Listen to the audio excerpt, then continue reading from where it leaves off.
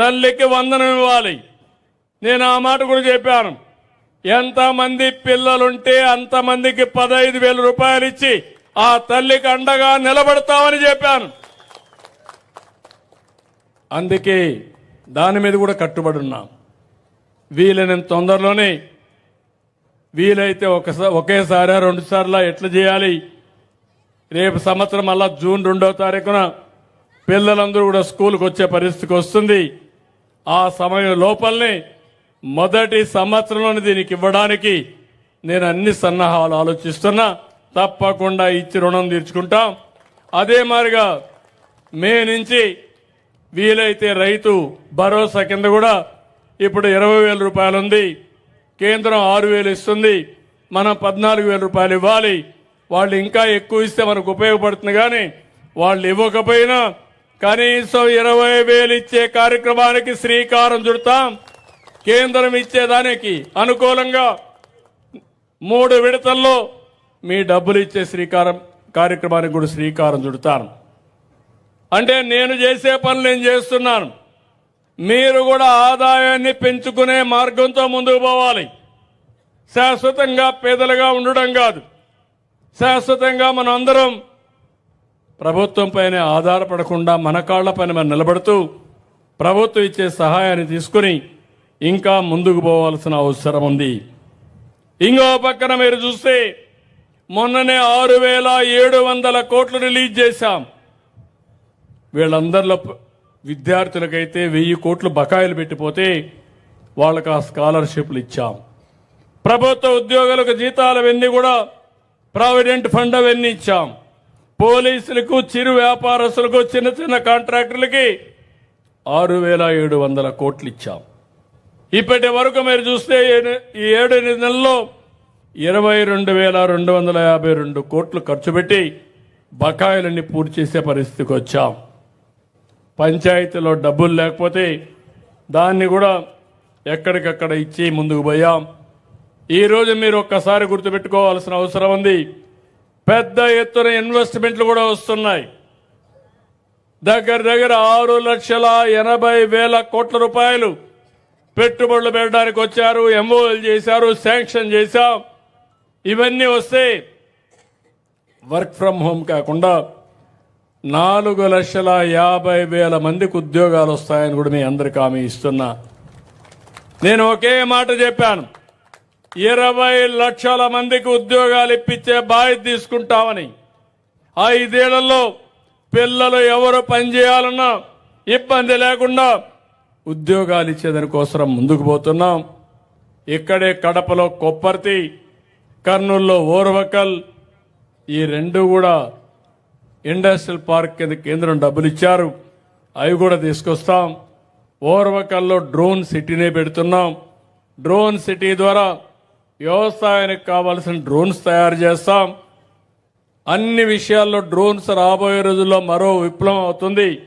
నేను అందుకే మీ అందరికి ఒక పిలిపిచ్చాను. ప్రతి ఒక్క ఇంటిలో ఒక ఐటీ అన్నాను ఒకప్పుడు. ఇప్పుడు ప్రతి ఒక్కరూ ఒక ఏఐగా తయారు కావాలి. ఆర్టిఫిషియల్ ఇంటెలిజెన్స్ లో ప్రావీణ్యం రావాలి. మీరు నేర్చుకోవాలి, వాడాలి. లేకుంటే మీరే యూజ్ కేసెస్ ఏఐ తయారు చేసే పరిస్థితి రావాలి. దీనికోసం 5 ప్రాంతాల్లో 5 రతన్ టాటా ఇన్నోవేషన్ హబ్స్ కూడా పెడుతున్నాను. అక్కడుండే పారిశ్రామికవేత్తల్ని, వెంచర్ క్యాపిటలిస్టుల్ని, మెంటర్స్ కూడా తీసుకొచ్చి మీరు ఏ విధంగా చేయాలనో మీకు నేర్పించడానికి ముందుకు పోతున్నానని చెప్పి కూడా నేను మీకు తెలియజేస్తున్నా. తమ్ముళ్ళు, నిన్నే మీరు చూశారు, ఒకప్పుడు ఈ గవర్నెన్స్ అన్నాం, ఈరోజు వాట్సాప్ గవర్నెన్స్కి వచ్చాం.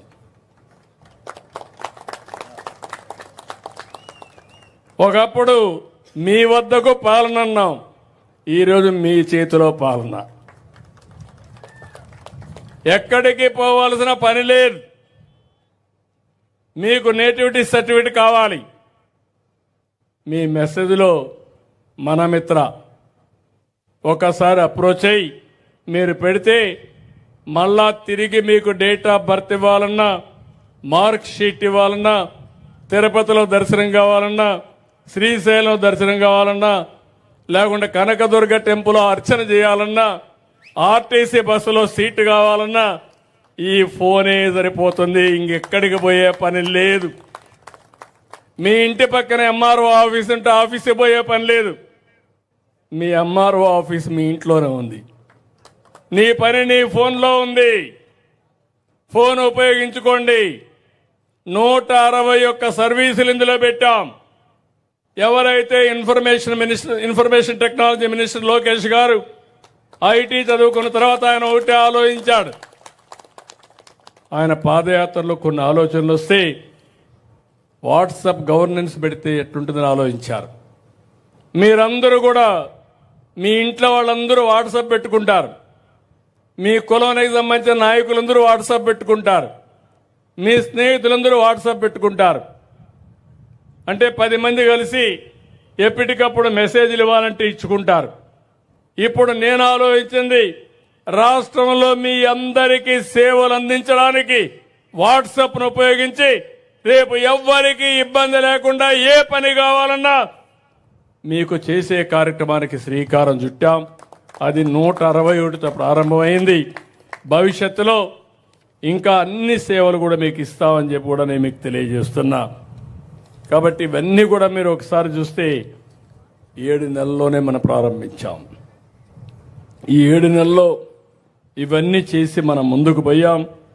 అందుకే నేను మిమ్మల్ని అందరినీ ఒకటే కోరుతున్నా, 5 ఏళ్లు నష్టపోయాం, 20 సంవత్సరాలు ఎన్నికెళ్ళిపోయే పరిస్థితికి వచ్చాం. ఈరోజు మనం గుర్తుపెట్టుకోవాల్సింది, ఇవన్నీ జరగాలంటే మీరు కూడా అడ్డదారిలో ఆలోచిస్తే మనం అనుకున్న డెస్టినేషన్కి చేరం. మీలో కూడా ఆలోచన విధానం మారాలి. ఇప్పుడు వాళ్ళు ఎందుకు నేను మాట్లాడించానంటే మన కళ్ళ ముందరే కనపడుస్తున్నాయి. ఒక విధానం, ఆ రోజు మీరు నాకు అధికారం ఇచ్చారు 95లో. ఆ రోజు నేను ఆలోచించాను, ఏం చేస్తే భవిష్యత్తుకు బాగుంటుందని ఆలోచించినప్పుడు ఐటీ విధానం వల్ల లాభం వస్తున్న ఐటీని ప్రారంభిస్తే మనం చూసిన 25-30 సంవత్సరాల్లో అనూహ్యమైన ఫలితాలు వచ్చే పరిస్థితికి వచ్చింది. ఈ రోజు నేను అందుకే మళ్ళీ ఒక విజన్ ఇచ్చాను మీకు. ఏదే స్వర్ణాంధ్రప్రదేశ్ విజన్ 2047 2047కి రాష్ట్రంలో పేదవాళ్ళనే మాటే ఉండకూడదు. ఆర్థిక అసమానతలు తగ్గించాలి. మీ ఆదాయాన్ని, తలసరి ఆదాయం చూస్తే 55 లక్షలు కనీసం ఉండాలనుకుంటున్నా. 1-2 రూపాయలు కాదు, 55 లక్షల రూపాయలు తలసరి ఆదాయం